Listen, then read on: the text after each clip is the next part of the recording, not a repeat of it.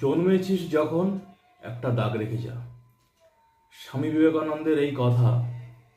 বন্ধুরা, প্রত্যেক দিন লক্ষ লক্ষ মানুষের জন্ম হয়, লক্ষ লক্ষ মানুষের মৃত্যু হয়।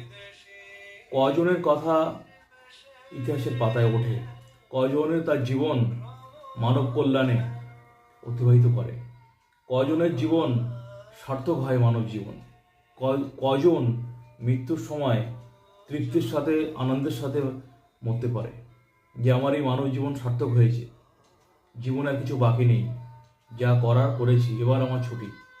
কজন বলতে পারে বুকে হাত দিয়ে মৃত্যুর সময়ের কথা?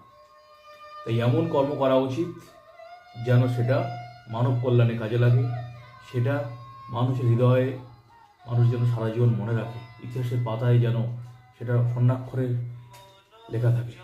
এমন কর্ম করা উচিত।